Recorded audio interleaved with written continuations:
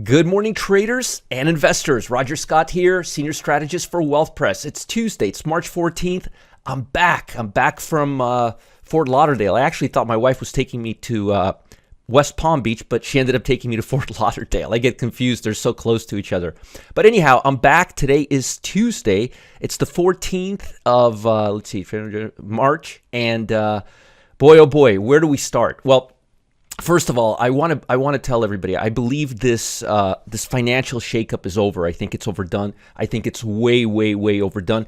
Even financial stocks are up pre-morning this morning. They're up over 2.59%. So it doesn't look to be as big of a factor. And again, it looks like it's a very isolated factor. The bonds, which I missed out here, they went up all the way to 109. I want to sell them at 110 if they ever get there. And the 2-year, the short-term bond, they made a historic move, and I'll get into all of that in a minute. And that's because this is scaring investors into thinking that the Fed is going to pause rate hikes. I don't think they are, because I don't think this is a broad market domino effect. I think this is a very isolated incident that's focused on two specific banks, and I think everybody and their mother and father are making more out of it than it is. So I don't think it's going to react. Volatility looks like it's peaking out. Matter of fact, let me show you a different chart here. You could see how yesterday it didn't even want to go near. I mean, yesterday it closed near the bottom, not near the top. And right now it doesn't look all that much off. It just looks like it's off a bit. So in my opinion, the majority of the shakeout is behind us. Now, today, all focus, and I think all attention is going to focus on the CPI. And again, we're looking at a consensus that's lower than the last one. So it actually is giving us a little bit of a break. So if this number is positive, we could see a very wide rally. Again, I think the market is grossly oversold. I think the XLF sector is grossly oversold. I mean, look at this thing. This thing dropped from 36 to 31. I mean, in like 2 days or 3 days. So I think this is really overdone. Plus, we're near long-term support levels, as you can see right here. Long-term support levels. So maybe a little up, maybe a little down, but I think the worst is behind us. It's actually time to start looking at some bank stocks, because I think we're going to have a nice little bounce back to the upside. Now, there's a lot of volatility, a lot of risk, but I think the market's heading higher. Also, seasonally, the semiconductors are supposed to rally over the next few days. So I think the odds of that are about 80% historically over the last 10 or 20 years. So we may get a reprieve in tech stocks. And by the way, this pullback in interest rate hike, this is lower yield, is good for technology. So we may get a little rally. Keep an eye on that, and keep an eye on the CPI. I think the CPI is going to overshadow this banking, unless there's more banks reporting some crappy numbers or have been assimilating small cap technology companies into their stratosphere. I don't think there's that much of a problem. I think this problem was very unique to a couple of stocks that were supporting a lot of companies that were in the crypto space that really lost their over the last several months. And interest rates just took them over the edge. I don't think there was anything fundamentally or anything we really need to be concerned with. I think this is just an opportunity for the market to come off a little bit and to get some deals on some really good bank stocks. So I'm not really concerned about it unless I see more of this. Now, let's talk a little bit about all of this together. Fear of U.S. banking crisis continued to weigh on investor sentiment ahead of the crucial U.S. inflation report. I'm not seeing that at all. A matter of fact, what I'm seeing is the Dow up 200 points pre-open before the CPI, half hour before the CPI, and Nasdaq up almost 100 points. That's not random. So, and actually, if we look at the chart of the futures contract, which we will right now, you could see that the market is pulling up pretty well right now. Let me go ahead and pull up a chart here, so you could see that we are in fact coming up. And by the way, the S&P futures, look at where we bottomed. Short-term support level. So I doubt this level is going to be broken unless there's something really tragic happening right now. And I think the Dow is going to resume its choppy sideways trading action with this market pulling back up. I just don't see anything else right now on the horizon, unless there's something on the horizon that we're not aware of, which we'll find out in about 36 minutes when we hear the CPI report. In Monday's session, blue chips, S&P ended in the red. A lot of banking stocks took a dump. Energy stocks also tumbled as crude oil fell 2% to a 5-week low as SVB's collapse rippled across the markets. Now, you see that? They're trying to connect what happened with crude oil with yesterday's market. I don't think there's any correlation between crude oil and banking stocks right now. So I think that's just complete nonsense, all right? Complete nonsense. Matter of fact, look, let me prove it to you. Look at right now at energy stocks. They're set to open flat, right? Well, if they were really dependent on crude on the banking, look at the banking sector, how it's supposed to open. Up 2.37% versus flat. So I think if the banking sector had any impact on oil would be up today. This is what I mean. They just say things. And they expect you guys to believe them. It's really amazing. The tech-heavy Nasdaq index ended higher, underpinned by the fall in Treasury yield, which is really good because fall in Treasury yield gives power to tech stocks to rally. Treasury yields plunged on Monday with a 2-year. Let me show you the 2-year. This is the 1 to 3 year, so it's like the 2-year. Look at this thing. I mean, this is like one of the biggest moves in history. So investors were really panicking yesterday and thinking that the Fed is going to make moves. Investors are treating this like a banking crisis, but it's two Silicon Valley banks. Let's take it easy. Let's not jump over ourselves, okay? As the collapse of Silicon Valley Bank forced market participants to reassess their outlook of U.S. interest rates. Come on, let's be real here. If I heard that about Wells Fargo, Bank of America, or Chase, yes, but SIVB, come on. Federal Reserve might pause its rate hikes. No, they're not gonna do any such thing. Now we're seeing a 0.25, 71%. We had 0.50 at about 55, 60% till about a week ago, but now we're back in the 0.25 category. Today, all eyes are focused on consumer data. As I mentioned, the month over month, the year over year, they're looking at 6%. I think we're actually going to go above 6%, maybe 6.1.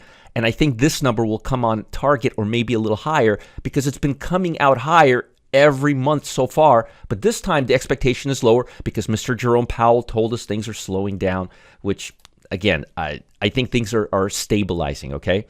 In Europe, the gains are likely to be fragile as Silicon Valley Bank contagion worries continue to rattle sentiment.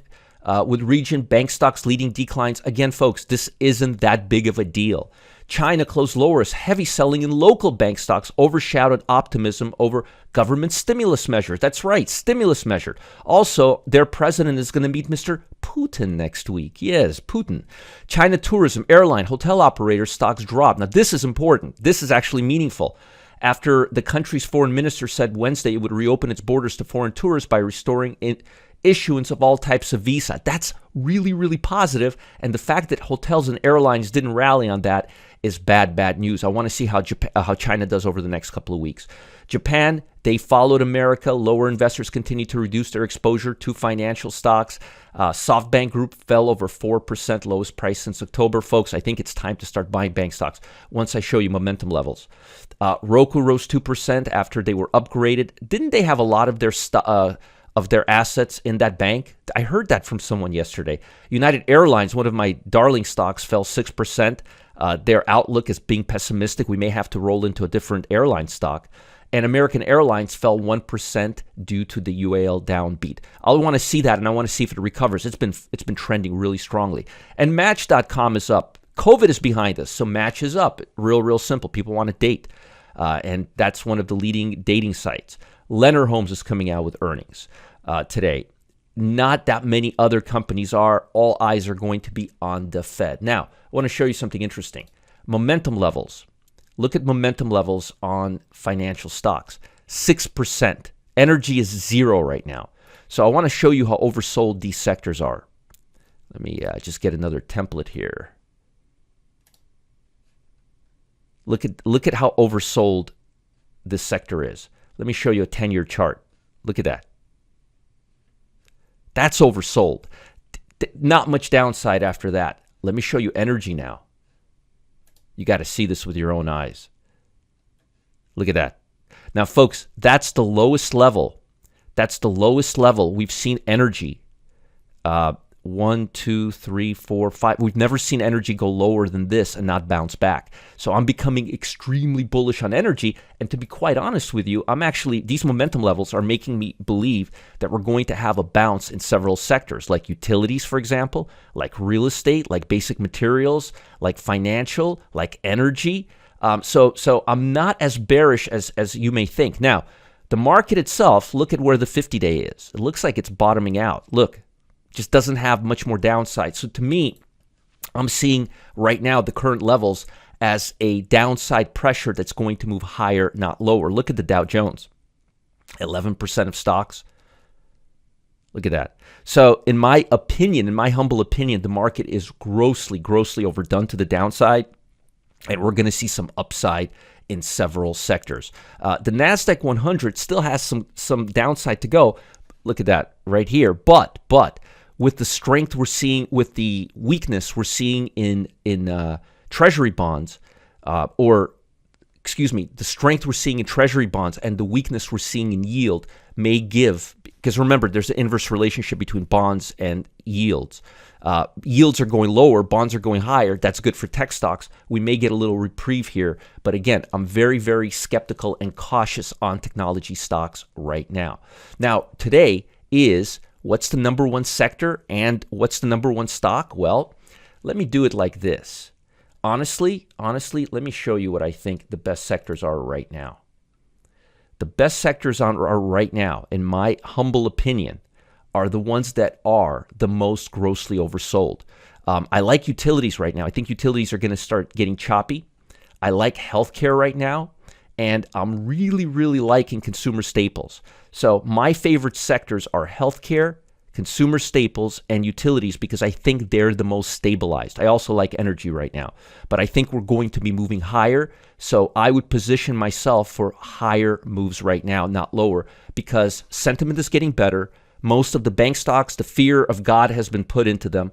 And overall, there's just no structural damage. And if you look at the futures, which we will look at right now, and I showed you this a minute ago, the S&P looks like it's hitting support levels right here. Let me just show you. Let me show you. Always better to show you stuff. Here. See that? Look at where we're at. That's short-term support right here. Let me draw a line. So in my opinion, we don't have much more downside to go. Now, what are the best stocks to be in right now? Well, that's a great question. Let's see. Let's look at our CSI scan. So right here, Wynn Hotel is looking great. Let me just actually look him up in the chart. Right now, I think Steel Dynamics is going to start moving higher. I think Wynn Resort is going to start moving higher. I really like Marathon Petroleum right now. But I got to say, I really like these Las Vegas stocks because sentiment is actually improving, not getting worse. If you want to be on the safe side, on the real safe side, GE looks really good right now. Really good right now. Power looks really good right now. And CDNS looks really good right now. I like all of these stocks, those three stocks that I mentioned to you again. Wynn, Marathon Petroleum, General Electric, and CDNS. They look good. And Power and CDNS. Those stocks are really looking good. In terms of weakness, I wouldn't focus on weakness right now. The market is coming off to real oversold territory. I would be focused on up stocks right now, especially after what we witnessed the last couple of days. Now, folks, there is a potential that there's a recession around the corner. Everything is possible. That's why I'm joining former hedge fund manager and 35-year trading vet Jack Carter for a special trading session at 1 p.m. Eastern Time today. Jack, he's created a new strategy to take advantage of a unique market we're in. He calls it two-step trade. I love this. It's a way to target potential extra income right now with this volatility. That's exactly what you should be doing. Each and every week with a 97% success rate. 97% success rate in this crazy, nutty market. Follow the link below. Check out Jack's session. And I will see you guys at 1 p.m. today, Tuesday, the 14th.